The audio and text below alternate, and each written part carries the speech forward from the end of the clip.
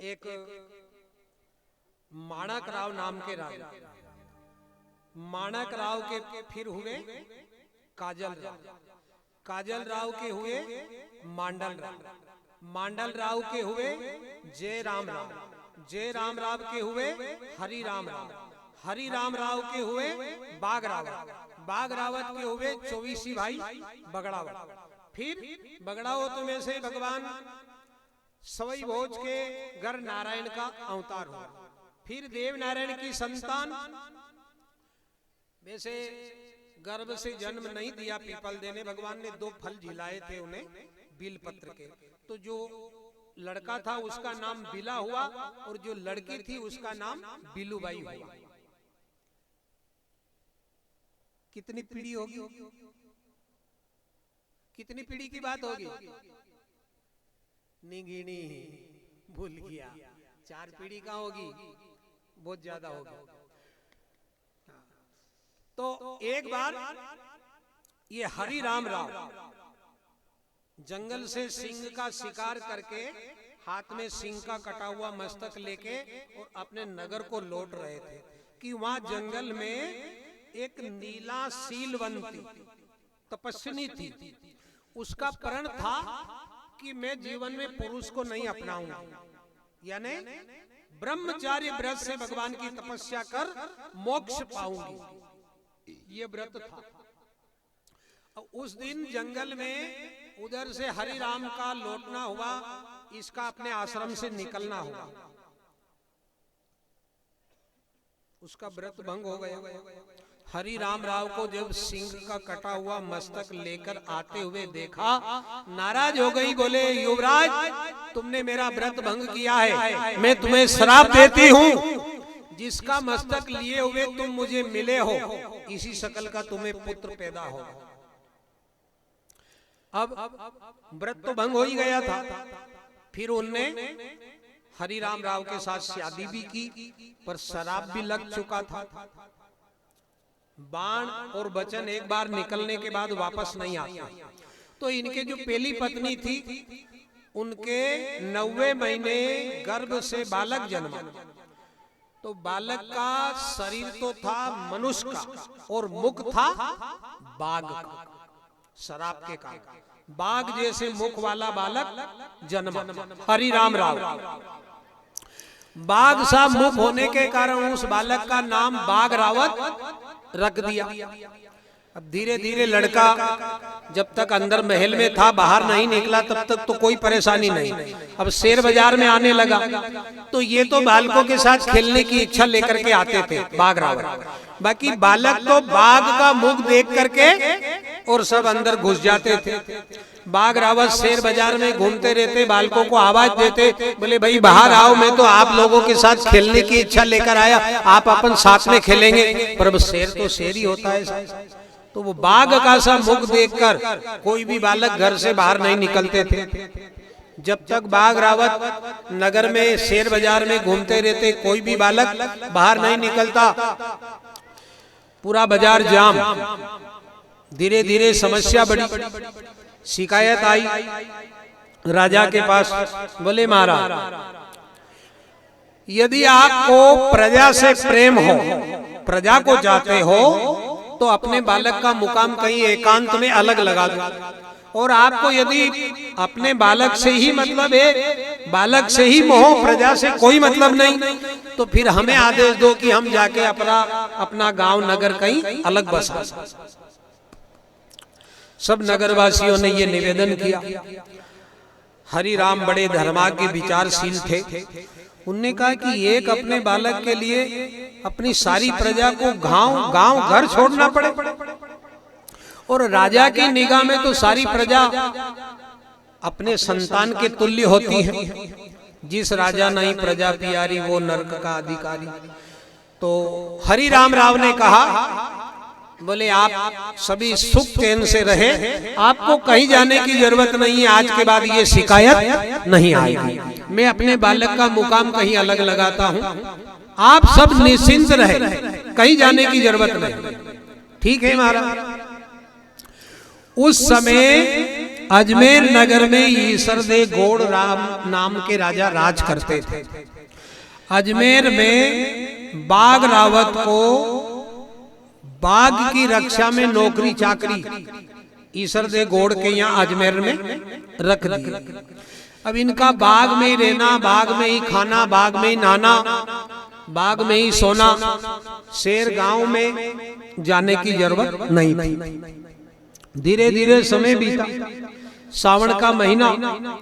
अब महाराज की राजकुमारी चक्रवर्ती अपनी सखी सहेलियों के साथ बाग में झूला झूलने के लिए आई। झूले के पास में बाघ रावत खड़े थे। बाघ रावत ने कहा, यहाँ का अधिपति मैं हूँ, यहाँ मेरी सत्ता के बिना कोई फूल पत्ता नहीं तोड़ सकता है। तुम्हें यदि झूला झूलना है तो एक फेरा मेरे साथ में लेना होगा। जो मेरे साथ में फेरा लेगी उसे झूला झूलने दूंगा, जिसने मेरे साथ भंवरा नहीं लिया उसे झूले पे चढ़ने का अधिकार नहीं होगा।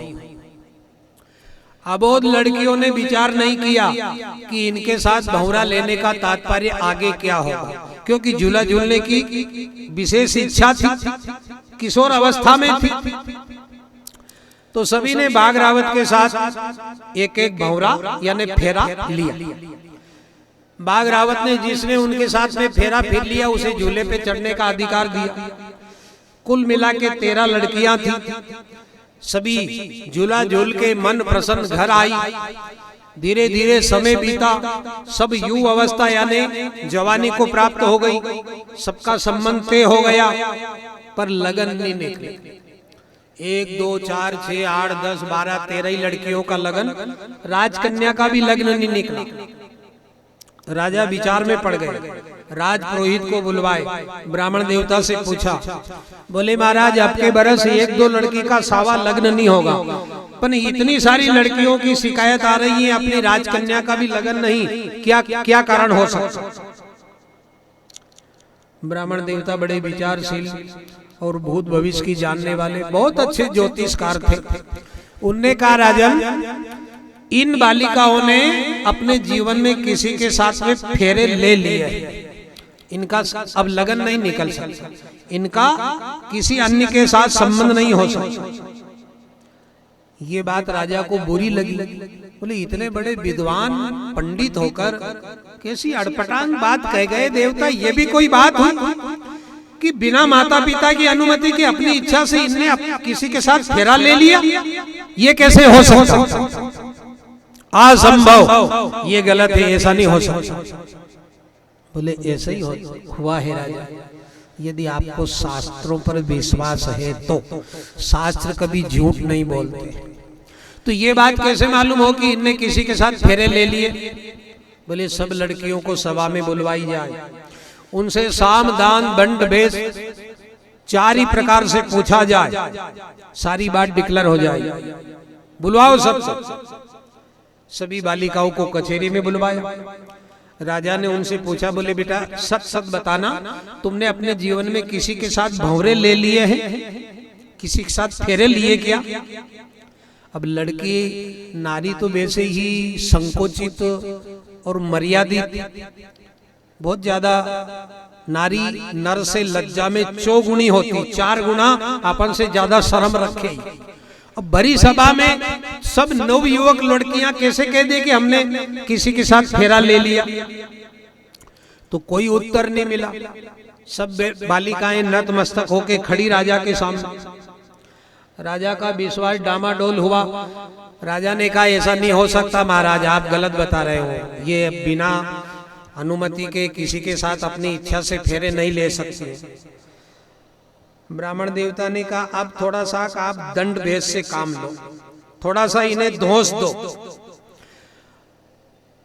अब राजा ने थोड़े से नयन तरेरे, थोड़े ललकार फटकार के बोले, जैसी आंखें निकाली। और लड़कियां तो मौन रही, उनमें एक लड़की थी महाजन की। तो बाणिया की समाज थोड़ी डरपोक रही, जल्दी भयभीत हो जाए। तो और लड़कियां ने तो गाठी जाती करी, नहीं बोली। बाकी जो बाणिया की लड़की थी वो भयभीत हो गई जैसे ही राजा ने आंखें निकाली। उसने कहा राजन क्षमा करें महाराज, हमें कोई दंड मत देना, मैं बताती हूँ हमारे साथ क्या हुआ। बोले तो बोलो, यही तो पूछना चाहता हूं मैं। बोले आपने बाग में कोई नौकर रखा? बोले हाँ। बाग रावत नाम का? बोले हाँ। बोले हम राजकन्या के साथ झूला झूलने गई थी, और हम जब झूले के पास गई तो वो आपका नौकर वहां आके झूले के पास खड़ा हो गया, हमें झूला झूलने से मना कर दिया कि जिसको झूला झूलना होगा वो एक बार मेरे साथ एक फेरा लेगी, और जो मेरे साथ फेरा नहीं फिरेगी उसे मैं झूले पे नहीं चढ़ने दूंगा। तो हम सब ने एक एक फेरा उस बाग रावत के साथ लिया, पर वो उस समय हम थोड़ी अनजान बालक थी, ये गलती हुई है मां। ब्राह्मण देवता ने राजा साहब की ओर देखा, बोले राजन शास्त्र गलत होते हैं क्या? राजा साहब मान गए, बोले नहीं आपके शास्त्र सही है देवता। तो ये तो अनर्थ हो गया, अब क्या होगा? बोले अब कुछ नहीं होगा, अब इनका किसी अन्य के साथ संबंध नहीं हो सकता। बाग रावत को बुलाओ, ये सब लड़कियां उसी के हवाले कर दो, इनका उनका ऐसा योग ही होगा, अगला संस्कार विधाता का लेख है। बाग रावत को सभा में बुलवाया, पहले राजा ने कुछ भला बुरा कहा, डांट फटकार दी, फिर शांत स्वभाव से कहा बाग रावत अब इन सब लड़कियों को तू ही रख, ले जा अपने साथ। ब्राह्मण देवता ने फिर विधि विधान से, ये तो बिना मंत्र के फर गया था गनमनमा बाग में, अब मंत्र के द्वारा सब लड़कियों का साथ साथ फेरा बाग रावत के साथ ब्राह्मण देवता ने करवाया। अब बाग रावत ने प्रसन्न होके कहा, बोले महाराज आपने हमारा बिहाव अच्छा विधि विधान से करवाया, मैं प्रसन्न हूँ आपके इस मंत्र उच्चारण, आपके शिष्टाचार से। तो मेरे पास और तो कुछ है नहीं, क्योंकि मैं भी यहाँ नौकरी कर रहा हूँ, पर मैं आपकी इस योग्यता से प्रसन्न होकर दक्षिणा के रूप में एक दुल्हन आपको देना चाहता हूं। आपको इनमें से जो पसंद आए पसंद करो, और मेरी ओर से दक्षिणा के रूप में ले जा सकते। गुरुजी ने सोची कि ऐसा जजमान पहली बार मिलिया यार, दक्षिणा में लाड़ी दे रही। गुरुजी ने एक लड़की को पसंद कर लिया। देखो कभी कभी बड़े बड़े विद्वान भी बहुत बड़ा धोखा खा जाते हैं। बहुत बड़े विद्वान अच्छे जानकार थे वो, पर थोड़े से गुण की परीक्षा नहीं करके और सुंदरता पे ब्राह्मण देवता प्रसन्न हो गए। और सुंदरता में अवगुण होते हैं साहब, सुंदरता भी जरूरी है, पर अति सुंदरता अति कुछ भी अच्छा नहीं है, अति का फिर अंत होता है। हाँ, माता जगदम्बा है कि वो तो जगत जननी अति सुंदर थी मां जानकी। आखिर हरण हुआ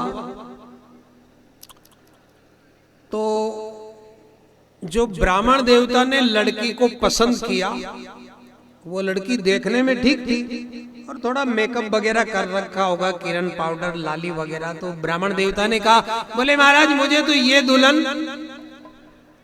बाग रावत ने कहा, ले पधारो। लड़की देखने में ठीक थी, बल्कि समाज से मालवी की थी। इधर ये ब्राह्मण थे, संसारिक चक्र चला, उस लड़की के संतान हुई। तो इधर पिताजी उच्च कुल ब्राह्मण और मां शूद्र वर्ण मालवी की लड़की थी, इसलिए उनकी संतान ना तो ब्राह्मण रही ना मालवी रही। वो मालवी के ब्राह्मण बने, जिन्हें अपन जोशी बोलते, गरुड़ा भी बोला अपनी भाषा। ये शास्त्र बता रहा साहब, मैं नहीं बता रहा। अब शेष 12 लड़कियों को लेकर बाग रावत अपने गांव बदनौर में पधारे। बदनौर भी कहते हैं, इसे गोट भी कहते हैं, इसे दड़ावट भी कहते हैं, इसे खेड़ा चौसला भी कहते हैं, और आज की वर्तमान स्थिति में सवई भोज के नाम से भी जाना जा रहा है। तो जहां भोज महाराज की वसीयत थी वो बदनौर, दड़ावट, गोट, खेड़ा चोसला के नाम से जाना जाता था। संसारिक चक्र चला, सभी लड़कियां, सभी दुल्हन पुत्रवती हुई। एक लड़की के 2 लड़के, 12 दूना 24। ऐसे बाग सुत ये बगड़ावत बाजिया, याने दुनिया सारी जाने दी। बगड़ावत बाजिया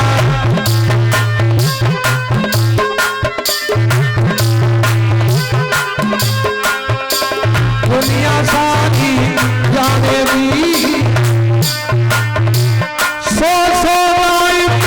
हथलेवा में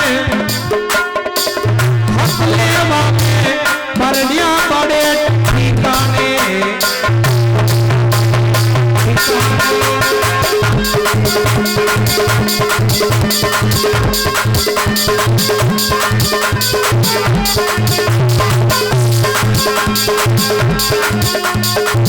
दहेज में आया दुआ गाय चला लाने,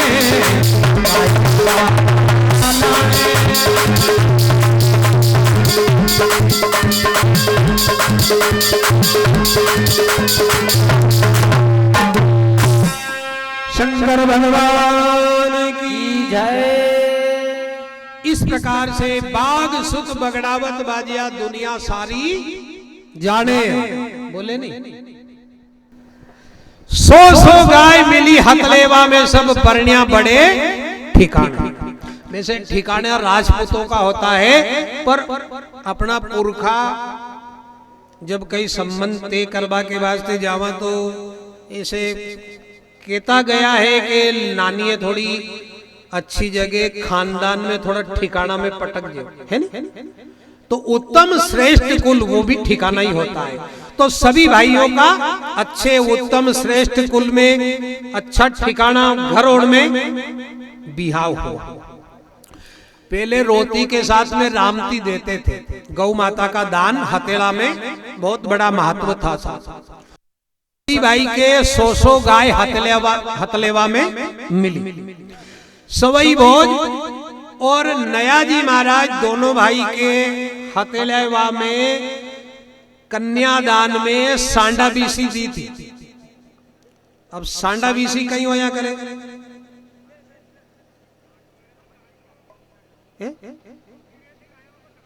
टाटोएड़े था, धन्यवाद, उसे सांडा बीसी कहते हैं।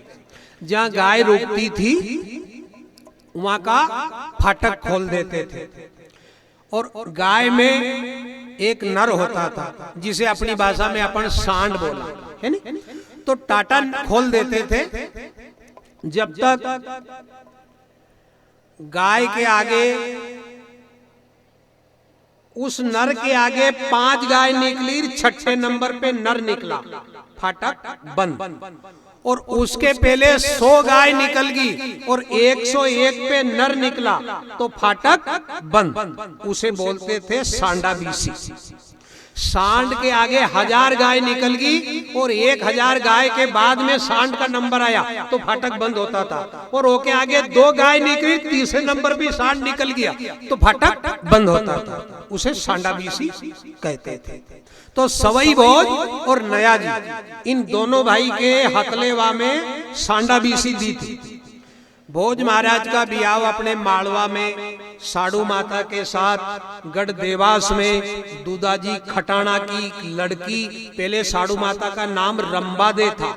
सत्य के कारण साड़ू के नाम से रोशन हुई। अबे समय बहुत कम है, फिर भी थोड़ा घबराहट में शॉर्टकट में लेके चल रही हूँ आप, नहीं तो इस कथा में साड़ू माता की वास्तविकता बताता मैं आपको कि साड़ू माता वास्तविक कौन है। साड़ू माता गर्भ से नहीं जन्मी है, साड़ू माता बहुत बड़ी हस्ती है साहब। इसलिए तो साड़ू माता की गोद में परमात्मा नारायण को पधारना पड़ा है।